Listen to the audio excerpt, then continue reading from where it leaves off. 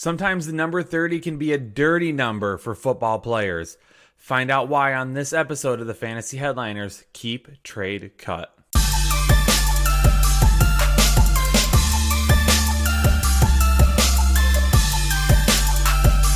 Hey, what is up, Headliner Nation? Welcome back to another episode of the Fantasy Headliners with your boy, Kyle Richardson. Thanks so much for tuning into this episode and for checking out another episode of Keep Trade Cut. Like I told you in the last one, this is something we're going to do a lot more often this offseason leading up into the regular season. Got a bunch of great content coming, and this is just going to be one of those shows that we'll continue to do. Last week was a good one, talking about some running backs and whether or not you should be targeting them. Well, this week we're talking about wide receivers, and I mentioned it in the opening. The number 30 can be a dirty number for football players sometime. We're going to talk about that in a second. But before we get going, do me a favor, hit that like button, hit that share button, and most importantly, hit that subscribe button. Become a part of Headliner Nation today. And if you become a part of Headliner Nation today, let us know in the comments below so we can personally welcome you. And as a reminder as well, we have got the Fantasy Headliners Draft Guide that's going to be dropping very soon in just a few short weeks. By the end of June, you're going to have access to some of the best tools in fantasy football. We're going to get you ready to dominate your league in 2019. Only $19.99 for the draft guide. I've been doing this a while now, and I can tell you that I have not found a better value than what we're going to be giving to Headliner Nation this year. So if you have the opportunity, pre-order that right now at thefantasyheadliners.com. Again, $19.99. Tons of great information coming to you very, very shortly. But for now, we need to start talking about these wide receivers and why we're going to keep, trade, or cut. And the three wide receivers you see over there to the right-hand side, left, right, wherever they are on the screen. Keep, trade, cut. We've got AJ Green, we've got Julian Edelman, and we've got Tiwa Hilton. And I picked these three players for specific reasons. Number one, as I mentioned, 30 years old. Okay, in fantasy football and football in general, 30. When a player hits 30, us as fantasy owners tend to look at them a little bit differently. And we tend to think, oh man, that drop-off is coming. That cliff is going to be here soon. When are they going to hit it? When is that fantasy production going to disappear? All of these three guys are going to be 30 in 2019. But not only that, they are decently close in ADP as well. So right now, Tiwa Hilton leads the pack in ADP. He's coming in at 25.1, the wide receiver 10. After that is going to be AJ Green as the wide receiver 12, coming in at 30.5. And then Julian Edelman just behind him, wide receiver 15 at 39.4. So let's talk about these three guys a little bit more. AJ Green, he's missed 3 or more games in 3 of the last 5 seasons. We know that he's had some issues with injuries. We hate to see that. However, with that being said, 1,000 yards or more in 6 of his 8 seasons, and one of those seasons was shortened due to an injury. So if it weren't for that injury, he'd have 1,000 yards in 7 of 8 seasons. He's only scored double-digit touchdowns once since 2013, though, and I brought that information up to somebody as I was doing some research, and they were surprised. With as good as AJ Green has been for as long as he's been good, they were surprised to see that he's only scored double-digit TDs once since then. They were thinking it was a lot more than that, but he does turn 31 years old this season. Heading down to Julian Edelman, and I will be giving you my feedback, keep, trade, or cut, and then I'll also be breaking down a little bit more here in a moment. Just want to get through these numbers first, but Julian Edelman, he's only played 16 games in 2 of 9 seasons. Now in 2017 was completely lost due to an ACL injury in the preseason, but again, hasn't really been one of the best wide receivers in terms of being on the field and being healthy. However, when he came back, and this season wasn't due to an injury, this season was due to that suspension. However, when he came back this year in 2018, he averaged 9 targets, 6 receptions, and 70 yards per game. Again, that was after he came back per game. Weeks 5 through 17, he was the wide receiver 9 in PPR leagues.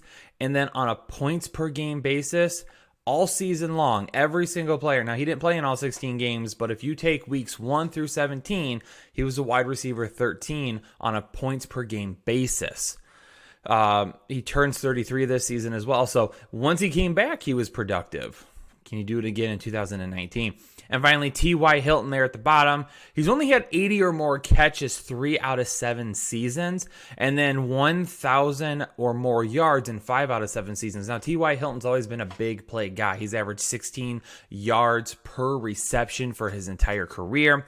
But he has some new wide receiver additions in 2019, and he has a lot of other good players around him as well. But he turns 30 this season. So T.Y. Hilton about ready to hit that magic number. He's only 29 right now, but he will be 30 during the season. So again, when that happens, fantasy owners start to devalue players a little bit more. That 30 season can be where we look at them and say, oh, that cliff is coming soon. We got to be really careful.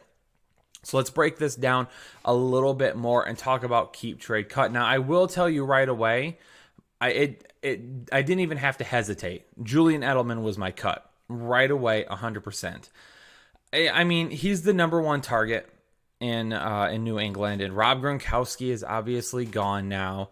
They do have N'Keal Harry, so if he is able to get on the field and produce and be better, that would be great. There's still some chatter about a trade potentially happening, though, and that could be like a Kyle Rudolph from Minnesota to New England, especially now since Austin Seferian-Jenkins has been cut. They've moved on from him because he's dealing with some personal things right now. I understand why people are looking at New England and saying, hey, Julian Edelman, number one target. The targets are going to be there. He's going to get peppered 100%. But we've already seen the New England Patriots are 100% committed to moving to the run game a little bit more. They have Rex Burkhead.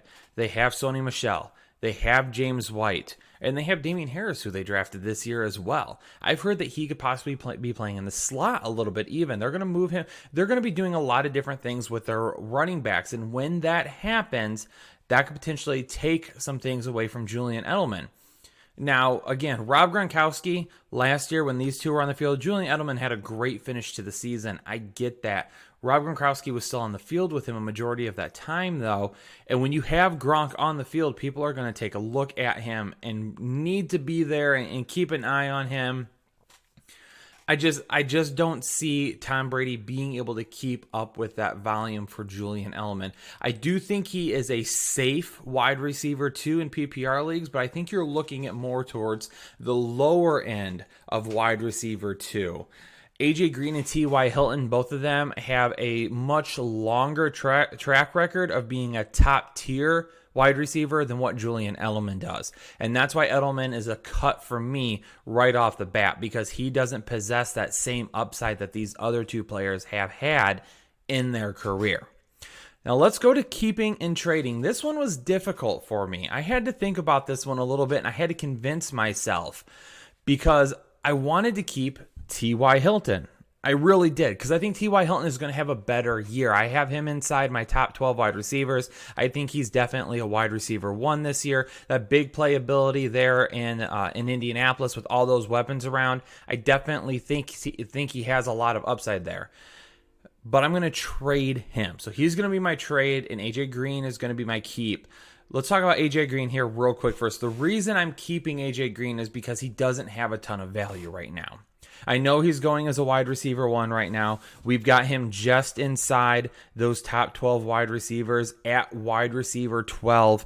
But Amari Cooper is extremely close to him. Stephon Diggs is extremely close to him. Even a Brandon Cooks is only about 10 or so picks away. So as we get a little bit closer to the season, we might have some people start to fluctuate a little bit, and we might have these numbers might fluctuate a little bit as more and more fantasy owners come back and decide, I'm moving away from AJ Green. I'm going to go with one of these other guys here. So I don't think he has a ton of value right now. I don't think that I could trade him to another team and get the same kind of return that I could from T.Y. Hilton. However, I think I could keep AJ Green and I could get some similar numbers to T.Y. Hilton, because I think he is going to finish right behind T.Y. Hilton in terms of fantasy production. I do see A.J. Green being a high-end wide receiver too. I am just barely leaving him outside of my wide receiver one wide receiver one rankings right now. He does have an offensive-minded head coach there in Cincinnati with him as well. And obviously he has Andy Dalton still. We might see a little bit more focus on Joe Mixon. Who knows what will happen with John Ross. Obviously Tyler Boyd broke out last season. So a lot of different things can happen there. But that's why I'm going to keep AJ Green for right now, just because, again, I don't think the same value is being held as it is with Tiwa Hilton. Now let's talk about Tiwa Hilton, the guy that I'm trading.